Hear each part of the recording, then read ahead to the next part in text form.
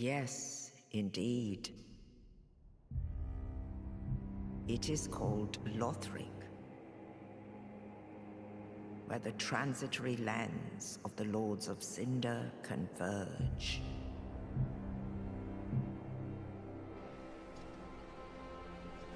In venturing north, the pilgrims discover the truth of the old words. The fire fades, and the lords go without thrones.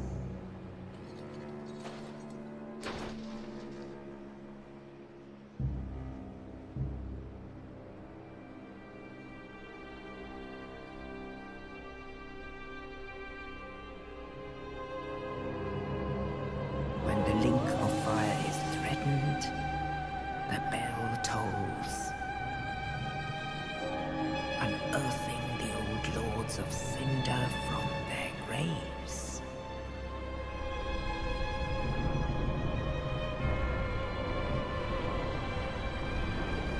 Aldrich, saint of the deep,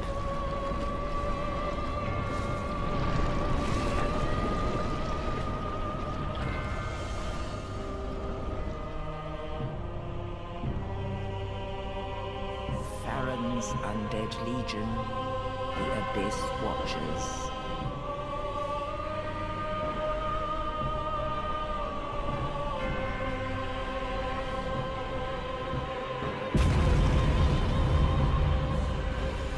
And the reclusive lord of the profaned capital.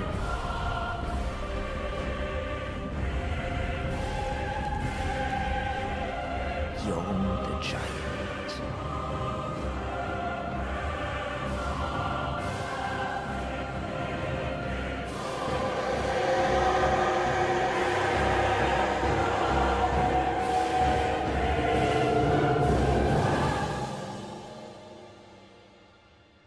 Only in truth,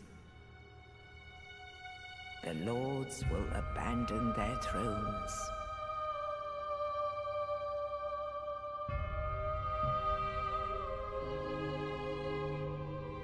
And the unkindled will rise.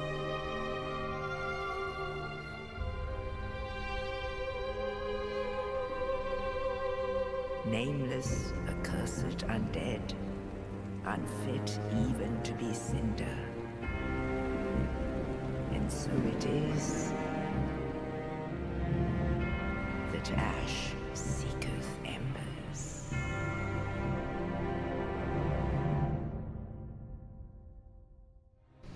Hello ladies and gentlemen, and welcome to Dark Souls 3 tutorial playthrough. This playthrough is meant for new players of Dark Souls series and Dark Souls 3 players. And we'll start off with the character creation. I'm Michael, as always. Male, young, class deprived. I want to always use the class deprived, but you have other classes. Knights, they have high health, good armor, good weapon early on. Mercenary, decent armor. The twin blades, which are actually a very good weapon.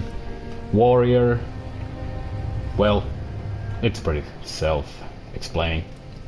Herald uses faith, has a spear and a medium armor. Medium good, I mean.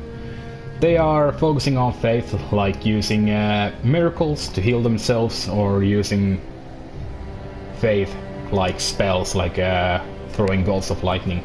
Thief, dagger, small shield, bow, has a high luck stat which increases the items dropped. Assassin has a good weapon early on, medium armor, parrying shield, has one spell, Hush, which takes away moving noises from you. Sorcerer, very self-explaining. Pyromancer uses pyromancies, which are also like spells. They throw fireball and such. Clerics, focused on faith once again. They also have healing and force miracles on them. And then Deprived. Deprived has every level on 10, every stat on 10, easy to level up, easy to play, but basically only the tutorial area is a bit more difficult with it. Then we have the burial gift. Life ring gives you very little HP. Divine blessing fully restores HP and cures ailments, like it says. Hidden blessing, pretty much useless item. It fully restores your focus points, which you use for spells, miracles, and weapon arts. Black firebomb. You will find firebombs a lot in the game. Useless item to pick early on, except if you are having little difficulties against the tutorial boss, which we will see later. Fire gem. You can infuse your weapon with fire. I wouldn't pick this. And this, you can acquire 200 souls with it, which you can use for leveling up and buying items. Rusted gold coin, probably the best item. It increases your luck stat for a while, and it does it a fairly nice amount. I'm gonna pick it. But cracked red eye orb, you can invade other players with it. And young white branch, you can transform into a barrel or some prop from the world. When you use it, it's mostly used in PvP by hiding from other players. The one thing people don't know is, actually, if you pick this, the giant, which we will see later in the game, won't actually shoot you. But we will see that later. I'm gonna pick the rusted gold coins. And I rarely do anything for my character's looks. Sometimes I similar face. Where's the one I usually use? Probably this one. I like the default looks. Here we go.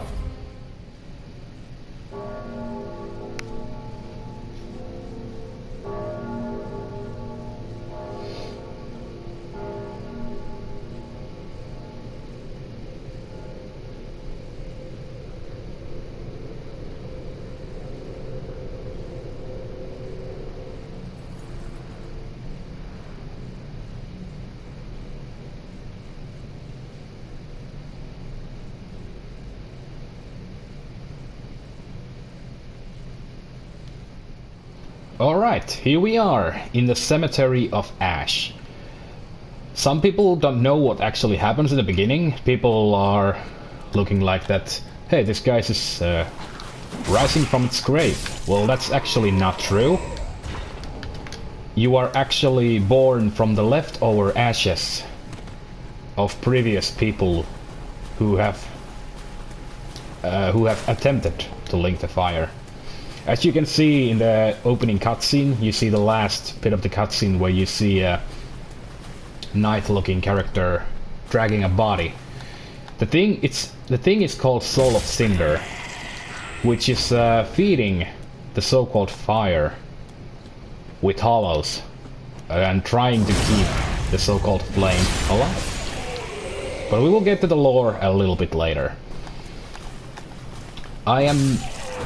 I'll try to explain some of the controls of the game as we continue, but those are basically things you should try to learn by yourself.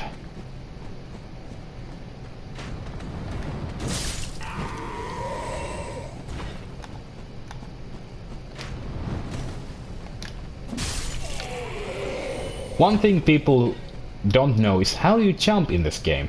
Jumping is done simply by holding the sprint button, and on PS4 pressing the L3, and I don't remember what's the similar button for Xbox. Is it L3 as well? This is a bonfire. Basically, it's like a checkpoint in the game. When you light up the bonfire, you can respawn at it when you die. And it also fills your SS flask, which is like your healing potion. Oh. Then we get the small jump here. We get a Titanite shard, which you can use for upgrading your weapons.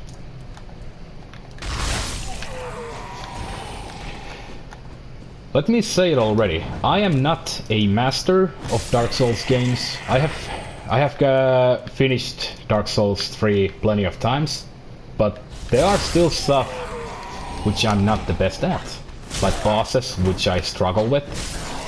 But I can get through most of the game without without any help or such.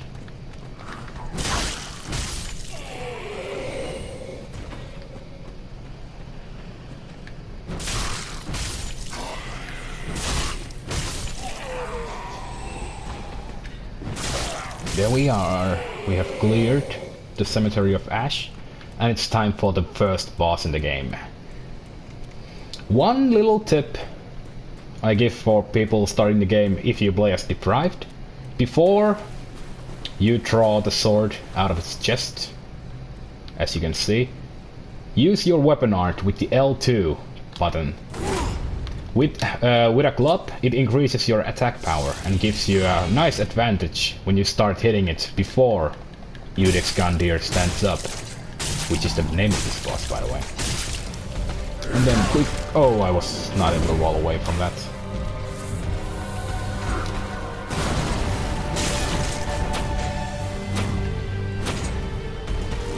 And it's transforming.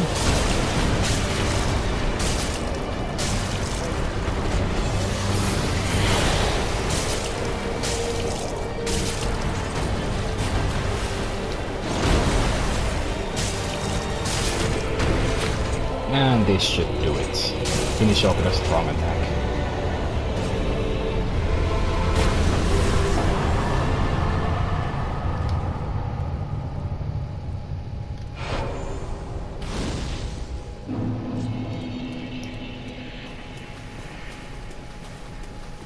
Moving on.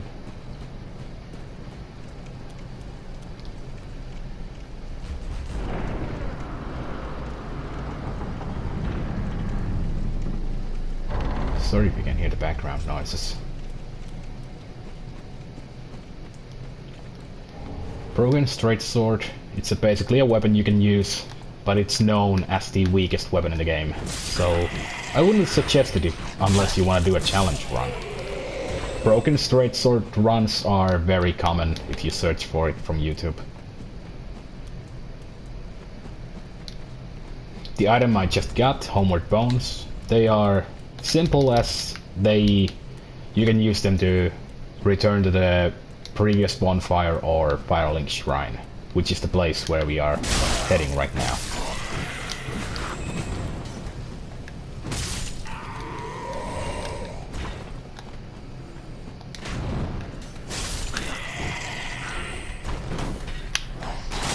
I was trying to show you the kick. You can kick in this game by pressing R1 and holding up the thumbstick at the same time, and what it basically does is break a guard of an enemy.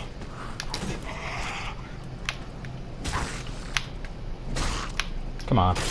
There we go. And you can do a riposte when you break an enemy's guard. Ripostes are basically this, what you just saw, very powerful attack. Before I head to Firelink Shrine, I'm just showing you the early game shield here, east-west shield. And also we got an ember over here. Ow. Ember is an item which you can use when you if you die, you lose an ember.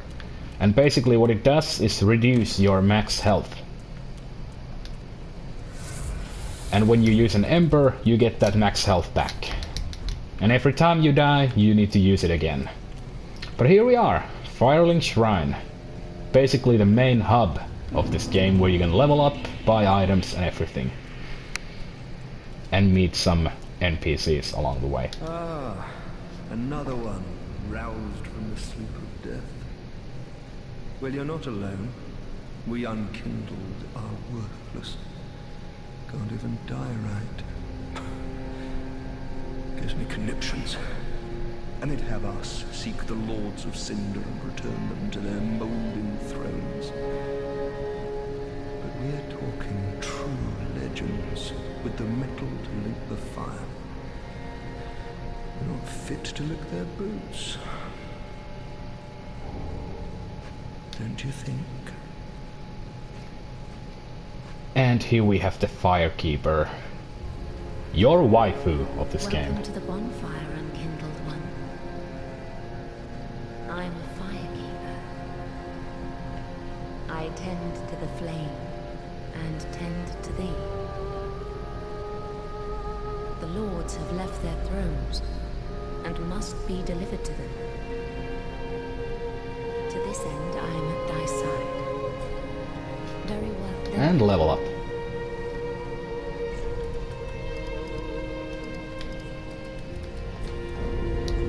Farewell, Ashen One.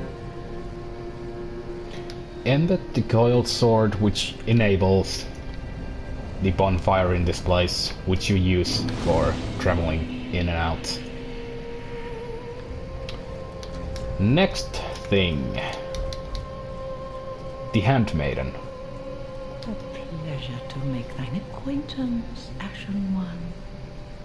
I am but a humble handmaid of the shrine. Weapons, armor, trinkets, and spells. I've lots of little things to ease the burden of a weary traveler. And yes, I'm undead too, but not so charitable as to give my goods away.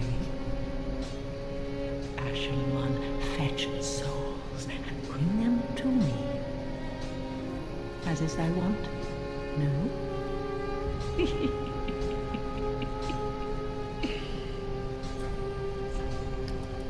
I am gonna buy the short sword immediately. Just a weapon I like to use early on.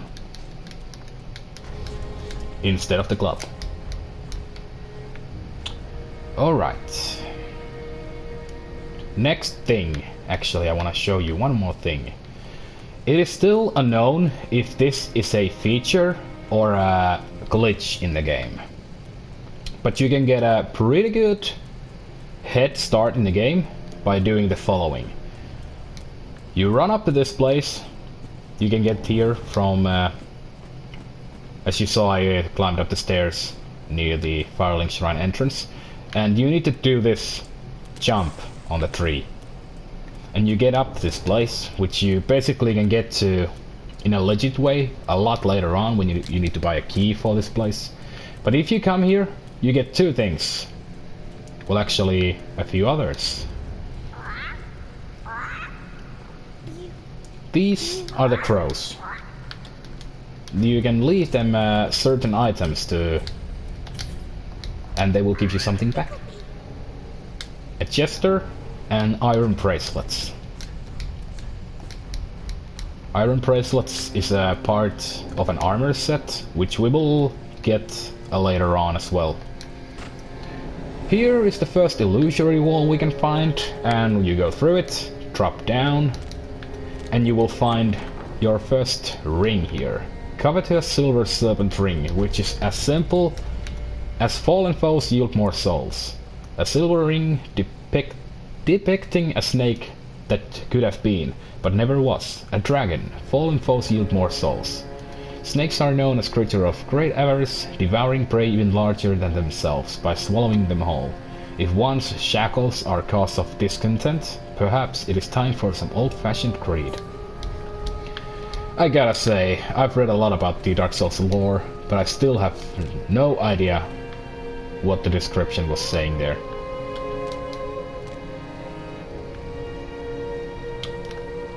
Alright, for the next thing in this place. The reason I did not finish either the Swordmaster, who we can find from here, and a large crystal lizard, which you can find before the first boss of the game, because I wanted to equip this ring, which we just found first, so we can get a little bit more souls from these two guys. This guy is usually a pain in the ass for a lot of beginners. The biggest reason for it is he does huge amounts of damage to you, and he can easily parry your attacks. When he's holding the sword, the katana at his waist, is the time when you don't strike at him. This guy will kill me in max 3 hits. And in 1 if it's a riposte.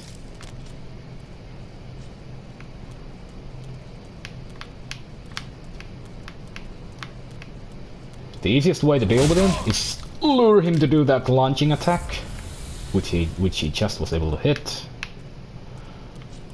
Ooh.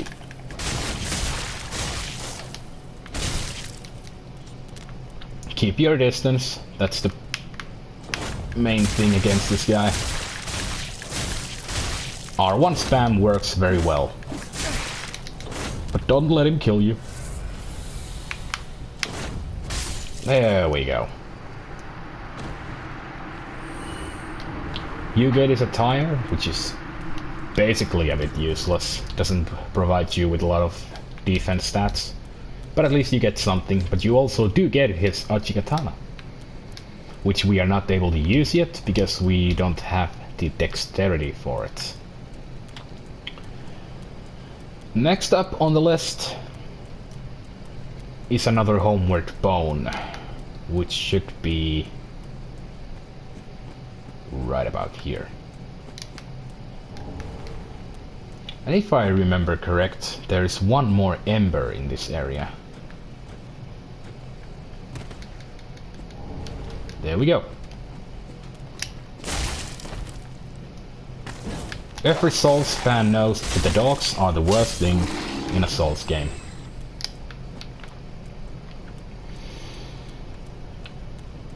Alright, let's head back to the bonfire and return to the first bonfire we found.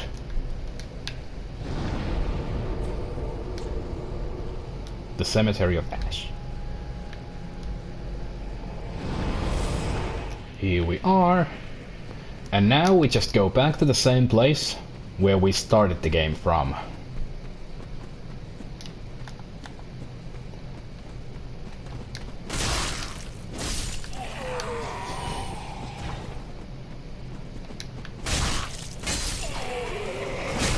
Ow. Thought I could get away from it without rolling. This is the last place we did not visit on this so-called tutorial area. And here we're gonna face a mini-boss-like enemy, the Crystal Lizard. They seem tough, and they do hit you hard if you let them, as you can see. But their moveset is easy to learn. I'm gonna heal twice, just in case.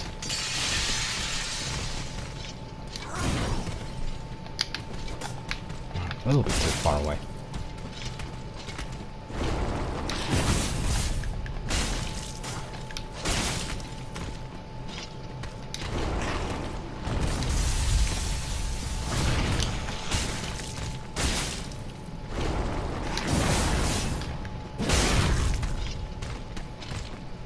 And now we can riposte it.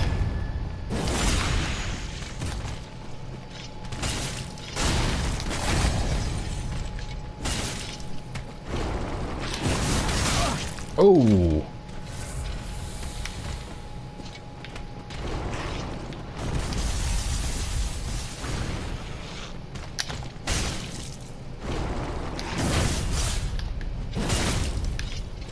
I'm using the weapon art.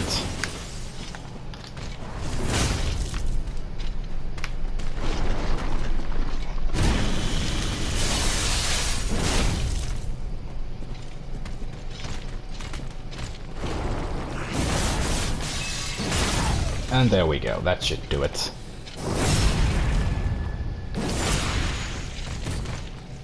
There we go, 4,400 souls and a Titanite scale.